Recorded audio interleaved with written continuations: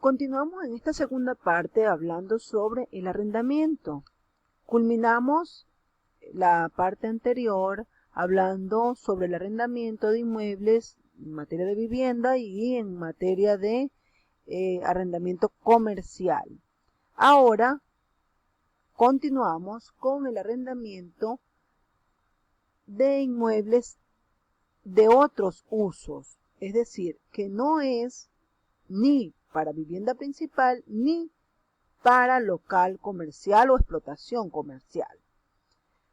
Así tenemos que en esta materia de inmuebles, de arrendamiento de inmuebles para otros usos, se encuentran vigentes la Ley de Arrendamiento Inmobiliario del año 2000 y el Código Civil en lo que sea aplicable de manera supletoria a esta ley. Dentro de los inmuebles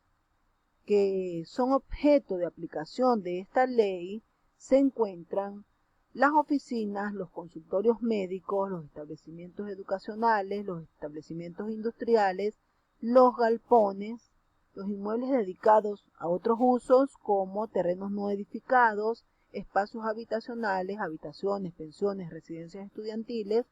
los alojamientos turísticos, los depósitos, los estacionamientos y las fincas rurales, los cuales no están incluidos dentro de la regulación de arrendamiento inmobiliario para uso comercial ni en la ley para la regularización y control de los arrendamientos de vivienda. Por lo tanto, se encuentran regulados por omisión o por exclusión al no estar incluido en ninguna de las leyes ya señaladas por la ley de arrendamiento inmobiliario que aún se encuentra vigente para estos otros usos. Haciendo de su conocimiento que los inmuebles con estos usos que fueron construidos antes del 2 de enero del año 1987 estaban sometidos para la fijación del canon de arrendamiento inicialmente por la Dirección General de Inquilinato, después pasó a ser objeto del Ministerio de Fomento, más adelante tomó la regulación o la fijación del canon de arrendamiento el Ministerio de Infraestructura y posteriormente pasó al Ministerio de Vivienda y Hábitat. Ahora, estos organismos o este organismo que estaba encargado de la fijación del canon de arrendamiento para los inmuebles con estos usos fue suprimido por la disposición derogatoria quinta de la Ley de Regulación de Inmuebles de Uso Comercial, por lo que quedará sujeto al acuerdo de las partes la fijación del canon de arrendamiento en el arrendamiento de inmuebles de otros usos, porque no existe una instancia oficial o gubernamental que medie a este respecto. En este sentido, estos inmuebles destinados a otros usos enumerados por la Ley de Arrendamiento Inmobiliario del año 2000 y aquellos que están excluidos de las otras dos leyes, se rigen por esta ley a excepción de la fijación del canon de arrendamiento, porque como ya se dijo, no existe un organismo que los regule y este vacío, por supuesto, pues ha originado en algunos casos la especulación y los abusos por parte de los arrendadores en esta materia. Sin embargo, así queda establecido el canon de arrendamiento de acuerdo a lo que las partes pacten en el contrato. Ahora vamos a hablar sobre otros instrumentos jurídicos que inciden en la relación arrendaticia. Además de las leyes ya mencionadas,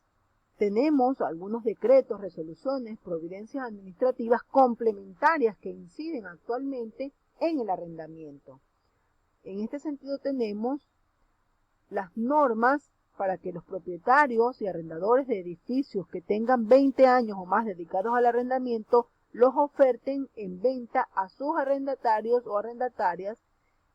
con fecha del año 2027 de marzo del año 2014, que es una providencia administrativa del SUNAVI, y además de este tenemos en segundo lugar el valor de la construcción de arrendamiento de vivienda, una tabla de valor de construcción por tipologías de viviendas familiares y multifamiliares en arrendamiento que será utilizada para el cálculo del justo valor establecido en la Ley para la Regularización y Control de los Arrendamientos de Vivienda. Esto en la Gaceta Oficial 4054 del año 2012 del Ministerio del Poder Popular para la Vivienda y Hábitat en su resolución número 203. Igualmente tenemos la resolución número 23 de fecha 24 de marzo del año 2020, mediante la cual se suspende de manera especial y excepcional el pago de los cánones de arrendamiento de los inmuebles utilizados para vivienda principal hasta el 1 de septiembre del 2020, publicado en Gaceta Oficial de la República Bolivariana de Venezuela el 1 de abril del 2020. Posteriormente tenemos el decreto mediante el cual se suspende por un lapso de 6 meses que se encuentra vigente el pago de los cánones de arrendamiento de inmuebles de uso comercial y de aquellos utilizados como vivienda principal a fin de aliviar la situación económica de los arrendatarios y arrendatarias por efecto de la pandemia mundial del coronavirus, la COVID-19, de Gaceta Oficial 41.956 del año 2020. Este decreto implica suspender el pago en caso de imposibilidad. Es importante mencionar que el objetivo de este decreto es que se vaya pagando en la medida en que se van obteniendo los recursos para no atrasarse en el pago del canon. Con el contenido de este decreto se posterga el pago por las condiciones circunstanciales de la COVID-19 y con ello, si no se podía pagar oportunamente, pues no se iban a cobrar o no iban a correr los intereses moratorios. Ante cualquier atraso se instaba a buscar la mediación y la conciliación entre las partes para pagar de mutuo acuerdo, pero este decreto fue interpretado muy mal. La ejecución del mismo no fue lo que quiso, en todo caso, el objetivo que buscaba, y muchos arrendatarios lo entendieron como un periodo de gracia para no pagar o para no cumplir con el canon de arrendamiento, y no fue ese el objetivo del mismo. Bueno, continuamos con la Gaceta Oficial número 42.101 de fecha 7 de abril del año 2021, un decreto de la Presidencia de la República Bolivariana de Venezuela, mediante la cual se suspende por un lapso de 6 meses el pago de los cánones de arrendamiento de inmuebles de uso comercial y aquellos utilizados como vivienda principal a fin de aliviar la situación económica de los arrendatarios y arrendatarias por efecto de la pandemia del coronavirus, de la COVID-19. Y no se puede dejar de mencionar el comunicado sin número del SUNDE de fecha 7 de abril del año 2020 en su portal web oficial sobre las medidas para el comercio con ocasión a la pandemia de la COVID-19, donde menciona los comercios exceptuados de la suspensión del pago de alquiler. Esto viene a complementar las gacetas anteriores, es decir, la número 3, la número 4 y la número 5. Bueno, además de todos estos instrumentos que también inciden en la relación arrendaticia, pues nos encontramos con un conjunto de leyes e instrumentos jurídicos que rigen la materia arrendaticia, y por ello es necesario que mencionemos el orden jurídico de aplicación de estas leyes o de este conjunto de leyes. En este sentido tenemos que la fuente del derecho inquilinario en Venezuela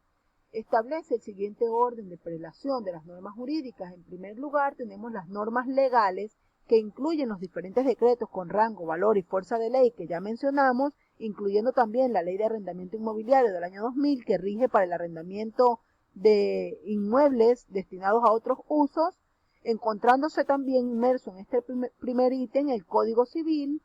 que es aplicable de manera supletoria a estas normas legales. En segundo lugar, tenemos las normas reglamentarias, que incluyen los reglamentos que se han dictado de estas leyes o estos decretos leyes las normas sublegales, en tercer lugar, donde se encuentran todos los actos administrativos emanados de los órganos de la administración pública, ya sean resoluciones, circulares, providencias, entre otros que se hayan dictado en materia de arrendamiento. Y en último lugar tenemos las normas contractuales, que son las establecidas por las partes al momento de suscribir el contrato de arrendamiento y que comprenden las obligaciones y los derechos de las partes en la relación arrendaticia. Ya para culminar, es importante mencionar que en muchas oportunidades, tanto a los abogados como a los estudiantes de derecho, hay personas que recurren a ellos a consultar sobre esta materia, siendo necesario para una acertada orientación determinar el uso del inmueble, ya que en estos casos priva el principio de la primacía de los hechos sobre las formas o apariencias, puesto que en la práctica se ha incurrido hasta en fraude procesal, observándose contratos con un uso determinado en la redacción del mismo, pero en la práctica el uso es otro, ya sea porque el arrendatario le cambió el uso o porque el arrendador está evadiendo las normas legales que realmente le corresponden a la relación arrendaticia que está establecida con el arrendatario. Siendo entonces importante determinar el uso al cual está destinado el inmueble objeto de arrendamiento, porque estas leyes, me permito acortar un poco su nombre, la ley de arrendamiento de viviendas, la ley de alquileres comerciales y la ley de arrendamiento inmobiliario para otros usos, que son los tres usos en los que se divide la legislación de esta materia inquilinaria, presentan diferencias trascendentales entre ellas, como la fijación del canon de arrendamiento, el pago de sobrealquileres y los gastos de condominios, o la prórroga legal, las preferencias del arrendatario frente al arrendador, la obligación de acudir a la vía administrativa, que en unos casos es potestativa y en otros casos es obligatoria, las causales y formas de desalojo, las garantías del contrato de arrendamiento, ya sea una fianza o un depósito, según el uso al que éste esté destinado y, por supuesto, esta legislación que le corresponda, las cuantías para la jurisdicción de las demandas de la materia, entre otros elementos fundamentales que se deben determinar al momento de orientar o de redactar un contrato de arrendamiento. Por eso la importancia, o de allí la importancia de determinar el uso para el cual está destinado el inmueble dado en arrendamiento, teniendo en cuenta que en materia de vivienda la regulación es mucho más rígida que en los otros dos usos, lo que no atenúa, por supuesto, la intervención del Estado, quedando a consideración de cada uno de ustedes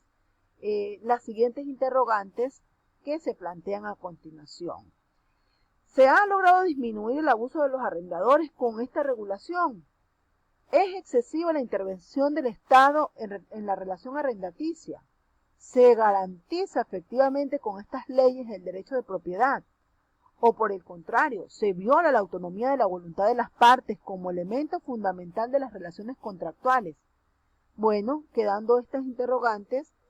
a consideración de ustedes, cerramos con este encuentro. Muchas gracias por su atención.